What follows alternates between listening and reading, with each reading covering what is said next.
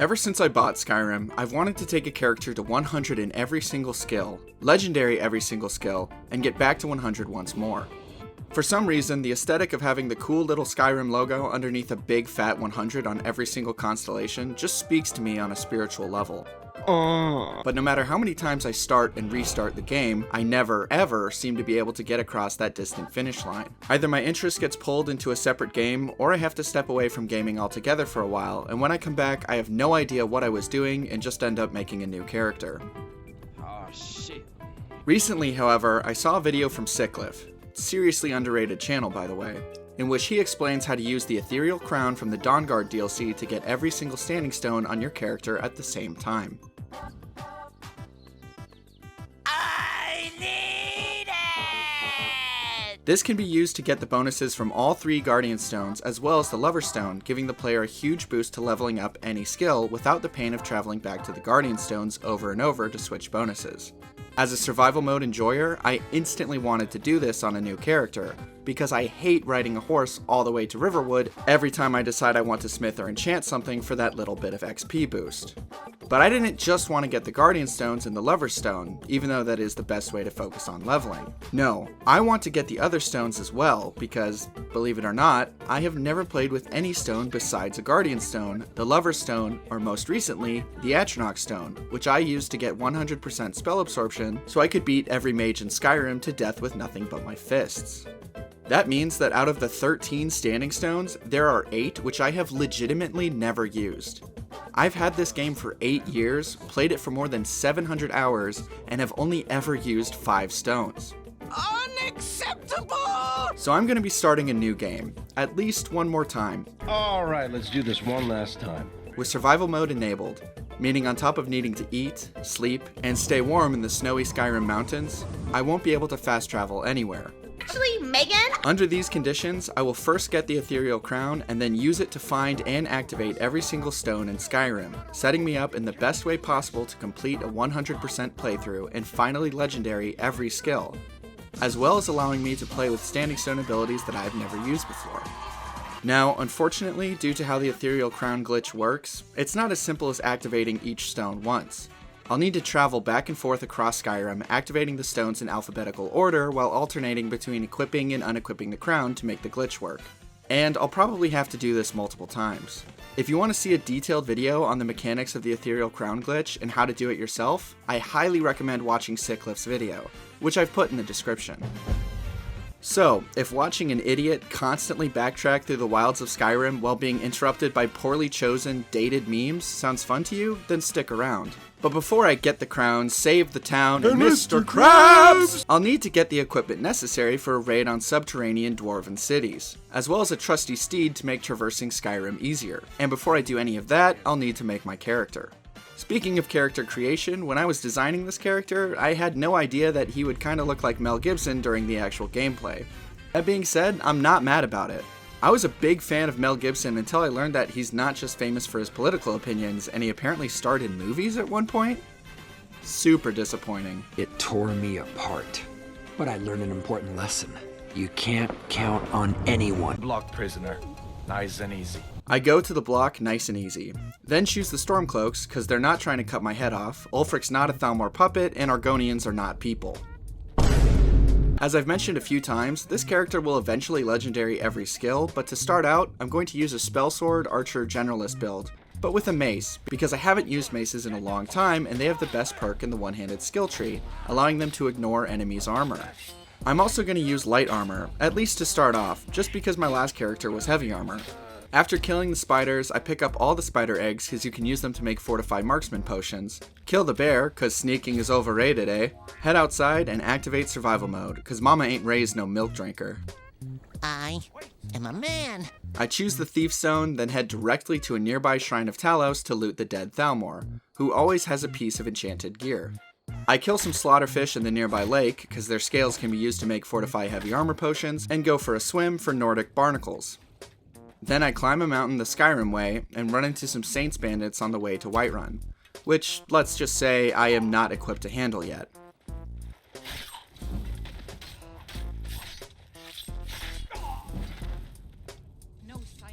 Eventually I decide just to dip and help the companions kill a giant, only to accidentally swing my mace one more time after the giant dies and hit Farkas in the ribs.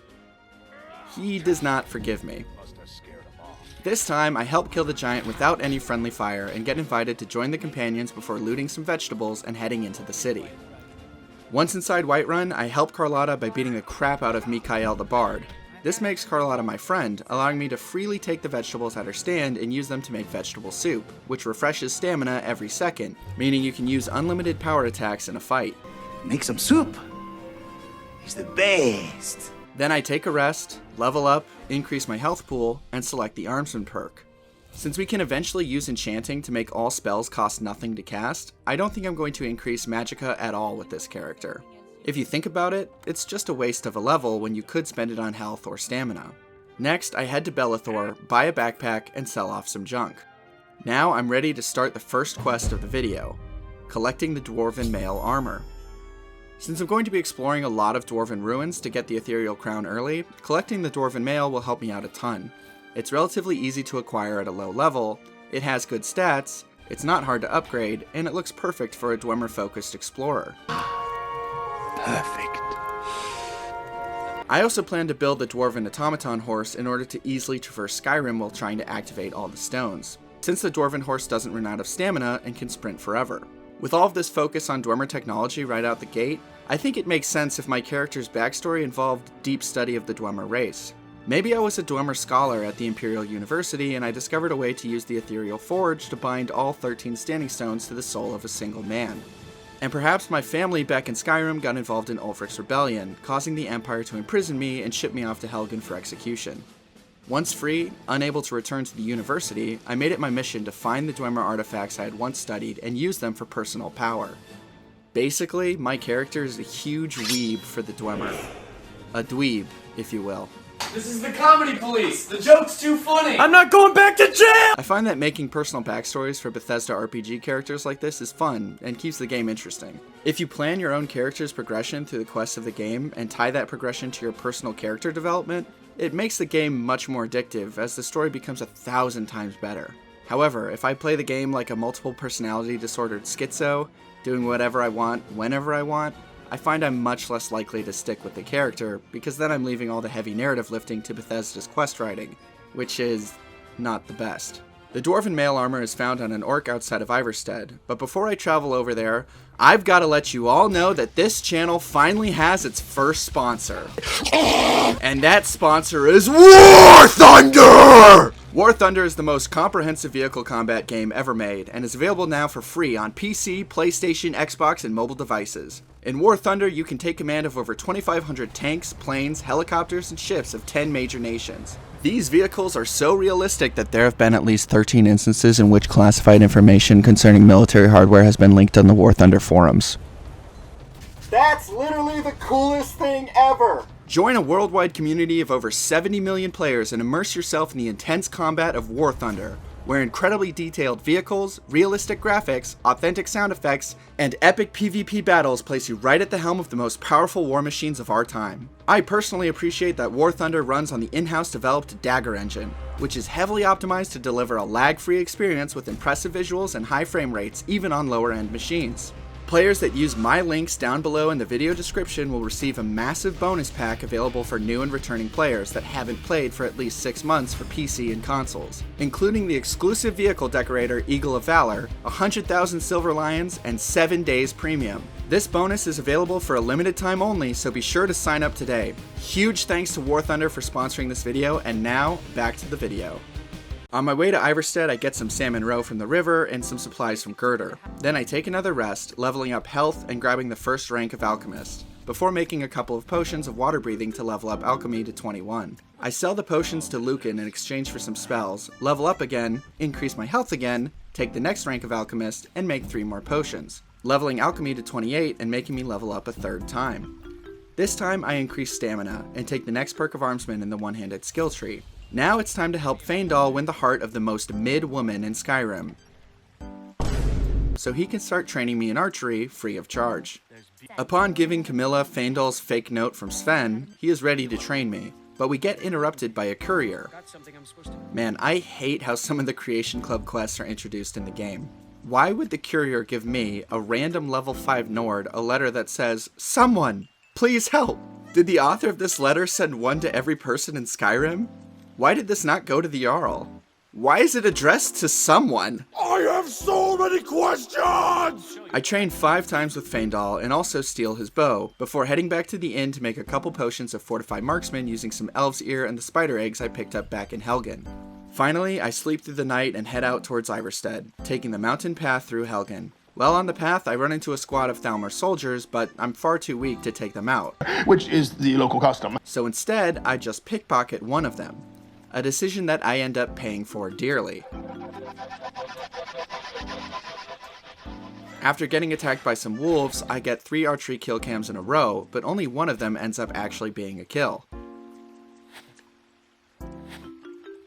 I loot the alchemist's hut and rest in the bed, taking another level up to increase health and take the first rank of overdraw in the archery skill tree. This allows me to take advantage of Faendal again, which I do greedily. I'll show you what I know. Getting back on the road to Iverstead, I kill some more wolves, harvest some scaly foliota, and find the campsite of the arena fan, allowing the Dwarven male armored orc to spawn. Next, I head straight to the ruins of Bethalft to kill the orc and claim my prize. Right after I kill a few more wolves. Before getting to the ruins, we are met by a random Khajiit who really wants to donate his iron armor to Faendal, and we're happy to oblige him. This ends up being kind of a bad idea though, because as soon as I start fighting the bandits with the Dwarven male orc, Faendal just blends into the crowd and I kinda lose track of him, leading to his death. Which means I killed him at some point, causing me to reload. But you know who dies a whole lot more than Faendal? Me. Seriously, this orc, Urgnok, is tough, but it's gonna be worth it once I get my hands on that armor. I highly recommend saving right before you take this fight. Finally, I have a perfect split, killing the first bandit with a sneak attack and the second with my bow, before using the terrain to my advantage to get away from Urgnok and his flaming hammer of death in the nick of time. Faendal kills the third bandit with an arrow while I put an arrow in the orc. Then I run around the rocks to help Faendal in the fight. While Urgnok is distracted by Faendal, I drink some vegetable soup, then use my battlecry ability as soon as Faendal wimps out, causing Urgnok to run away and letting me get some easy hits on him. Mid-fight, I am infuriatingly interrupted by a fugitive who stole some garbage and is now preventing me from getting much needed damage on Urgnok. By the time I frantically exit out of the dialogue, Battlecry is worn off and Urgnok is back for blood. Using patience and small openings, I do a little bit of damage to Urgnok at a time. Slow is smooth and smooth is fast. Then I throw that mantra to the wind and get greedy, tanking 2 big hits from his warhammer and using all my health potions to keep fighting. I'm finally about to kill the orc, but right before I throw the finishing blow, I'm interrupted again by a hunter looking for the fugitive from earlier that stole from him, and attacked by a frostbite spider. This fight has taken so long that I've been interrupted by 2 random events. Urgnok finally goes down, but the spider immediately murks the hunter, and I need to engage in a tactical retreat if I want to live long enough to loot the armor. I put some arrows in the spider and finally kill it, allowing me to loot the Dwarven male. Now looking swagged out of my mind, we have completed the first goal of the build, and I can loot the bandit's cap at the ruins and head off to Iverstead to rent a room and take a well-deserved nap. More health as always, then take the next rank of Overdraw, then immediately exploit Faendal for his knowledge. It's okay because I gave him some armor he easily could have looted himself. My Faendalian exploitation levels me up again, allowing me to increase my stamina and get the Eagle Eye perk. Now it's time to head north, kill a troll, and then get killed by a saber cat. Now it's time to head north, kill a troll, quick save, and then kill a saber cat. The next goal is to acquire Golden Hills Plantation outside of Rorikstead to act as a home base and farm to level up alchemy. However, on the way to the plantation, we are ambushed by Thalmor, which greatly confuses me because I haven't harmed any Thalmor or really done anything detrimental to their plans in Skyrim. I'm basically a nobody. The Thalmor absolutely body me a few times, but thankfully I quick saved right before taking the fight, allowing me to win through sheer grit, determination, and vegetable soup. After reading the execution order, I realized that they must have decided to kill me for that one time I pickpocketed 18 gold, and I am beyond amazed at those levels of pettiness. Actually, I'm not even mad. That's amazing. Faendal and I finally get to Golden Hills to begin our new life together after clearing out the remains of the previous owners. I store all the alchemy ingredients, sleep, and level up again, taking stamina and the next rank of Overdraw. Some more free archery lessons brings me to level 10. I take health and the first rank of Agile Defender in the light armor skill tree. Then I max out my archery training with Faendal, and having no more use for him, I plant my fields and ask him to become my head house wood elf.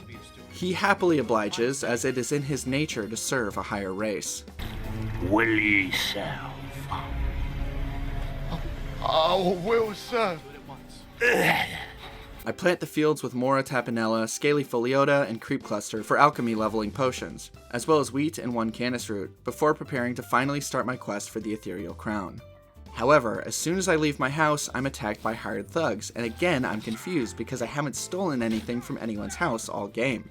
Faendal and I dispatch of the thugs, and I discover that the contract was placed by the same Thalmor I stole 18 gold from earlier. That guy was so pissed about losing his lunch money that he paid 16 times that to kill me.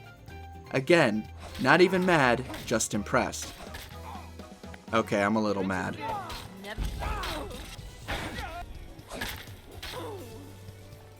I head back to the farm to sleep because I leveled up again, increasing my health, and take the first rank of Bonebreaker in the one-handed skill tree, allowing my mace to ignore a percentage of every enemy's armor. I harvest my fields and then make some leveling alchemy potions to get another level, taking health and the physician perk in the alchemy skill tree.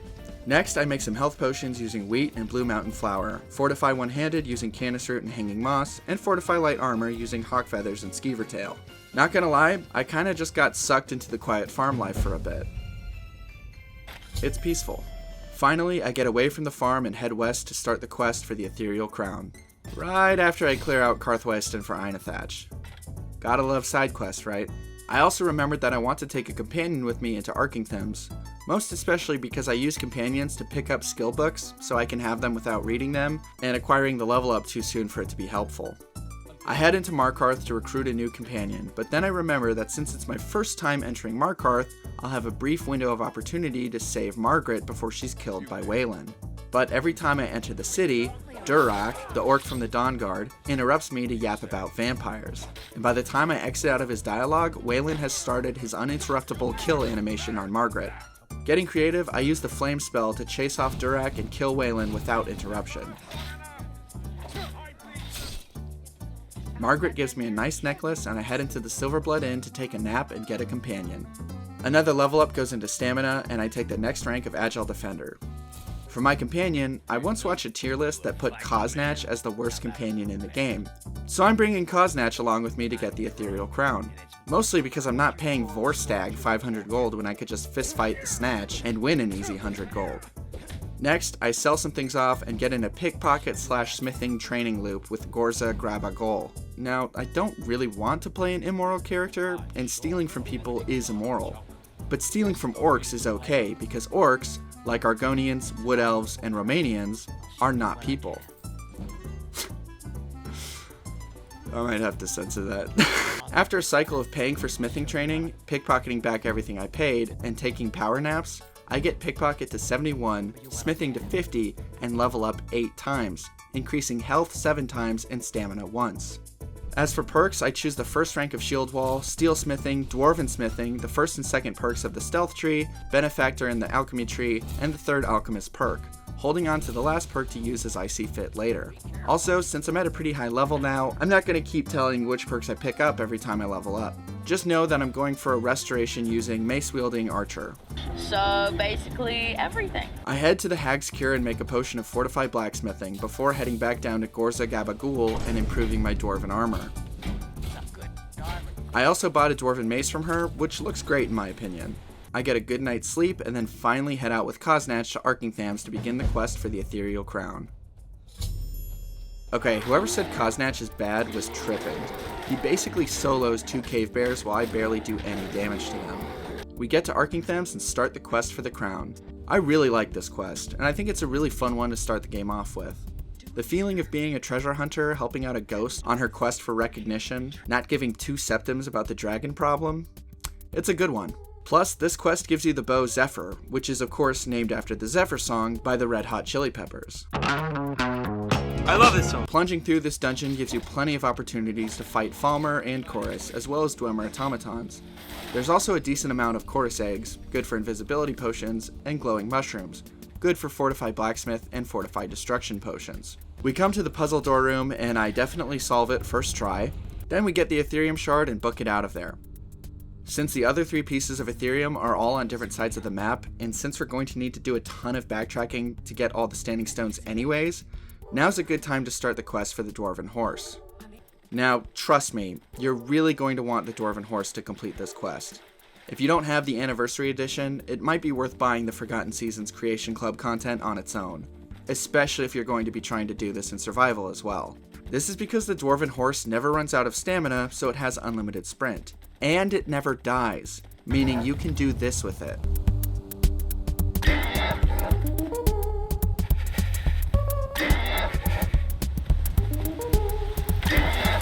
With the amount of cross-map travel that I'm going to be doing later, it is a must-have for that sprint and lack of fall damage. Seriously, if you try to do this in survival without the Dwarven Horse, I honestly can't imagine how long it will take.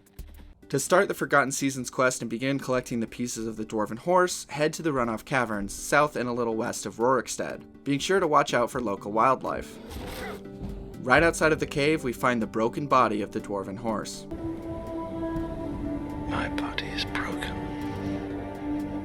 And we need to go inside to find the rest of the pieces. Now, there's an entire quest for some cool, unique Dwarven gear in here, and if you want to complete it, I highly encourage it. It's pretty fun, but we're really just here for the horse, so that's what we're going to focus on. And all of the horse pieces can be found inside the room called Autumn's Bells. However, be sure to avoid the Harvester Centurions. These things one-shot even Koznach, and I found that the best way to get through this room was just to sneak around them, which made me quite glad I had the foresight to level up Sneak. If you do go through the whole quest like I did, you'll probably level up a few times, and it's a good idea to tell Koznach to pick up Dwarven Metal since you can use it to spam bows and level up smithing later. Speaking of which, Koznach is one of the best followers I've ever used. He's an absolute tank, and he's a total drunk, meaning he has hilarious voice lines and he never, ever complains about carrying stuff for you. Let's get going. What do you need to take? Whoa, whoa. Hey. I'm sorry about that. He's a total Chad. I'm a big fan of the Snatch. After recovering all the pieces of the Dwarven Horse from the Autumn Room in the caverns, we activate the body and turn to see the majestic metallic creature restored to its former glory. Breathe the free air again, my friend. With the Dwarven Horse, we can now get the last pieces of Ethereum and forge the crown. Right after we beat this Hagraven to death. Using Catria's journal, we tracked down the 3 other pieces of Ethereum found northeast of Markarth, southwest of Windhelm, and southeast of Windhelm, respectively. These pieces are all fairly easy to get to and don't require nearly as much cave diving as the Dwarven Horse or the first piece did. Although there's still one cave that you gotta clear out with some pretty tough Falmer inside, so I recommend bringing some paralysis poisons made with Canis Root, Impstool, and Deathbell. Also, there is a lot of distance to travel between each one, so returning home to rest up, make more potions, and drop off loot is a good idea. After collecting all the Ethereum, I head back to where it all started, the ruins of Bethalft, where I first fought an orc for his armor. However, when I get there, Catria is bugged and constantly looking for an enemy to kill in this direction, which is Kawinka Dinkley, the direction I came from. I also noticed that Koznach is nowhere to be found, and I realized that the problem is that somewhere way back there where I came from, Koznach is fighting an enemy that I just rode on by. And now Catria is locked onto the same enemy, and there's no way I can progress the quest unless I backtrack all the way to find Koznach and help him kill the spider, or bear, or whatever creature is causing this problem. Instead of doing that, I just reload the save and travel more cautiously. This time, when I get to Catria, we're able to continue the quest. Using the Ethereum shards to form a key, I insert the key into just the right spot, making the ruins really happy to see me.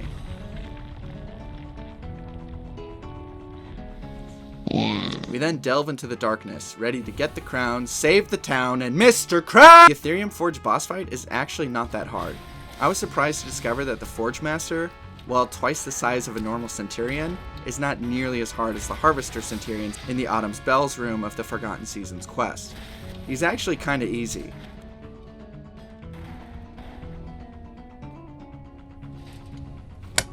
That was easy. Finally, we forge the crown, say goodbye to Katria, and head out into the wide world, ready to acquire every single standing stone.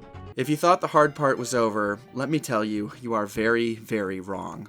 This is the most grueling thing I've ever done in Skyrim. Riding on horseback, even with unlimited sprint and the ability to just absolutely yeet myself off of mountains to every standing stone in Skyrim in alphabetical order, was hell. This took so damn long, I was able to become informed on the US-Iran conflict by listening to hours and hours of podcasting through the endless slog.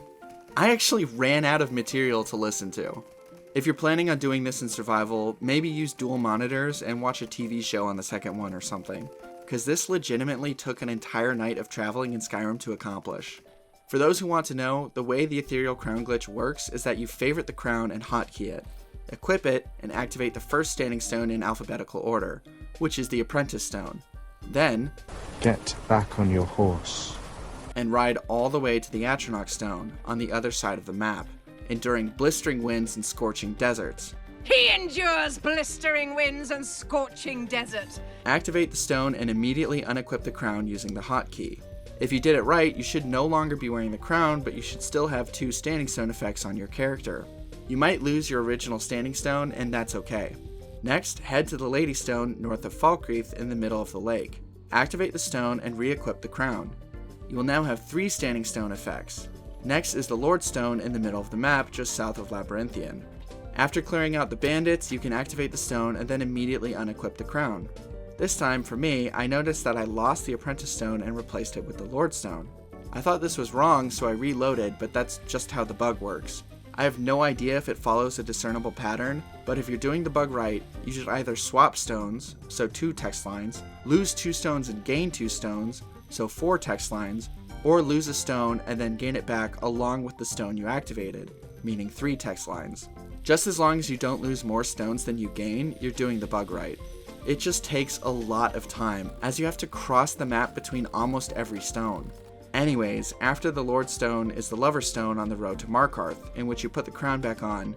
Then you immediately unequip it after the Mage Stone, then put it back after activating the Ritual Stone, then unequip after the Serpent, equip after the Shadow, and so on and so forth, going down the list and then back up to the Apprentice Stone. If you get to a stone in the list that you already have, you can skip it and keep going down the list in descending alphabetical order. Eventually, after 12 whole hours of holding down the W key, either the Apprentice Stone or the Atronach Stone will be on the crown, and every single other stone will be on your character. It's done. Now that I have finally accomplished my goal of getting all standing stones on the same character, I'm finally ready to take this character all the way to the end of every DLC, play every quest, legendary every skill, and collect every item. The perfect 100% character.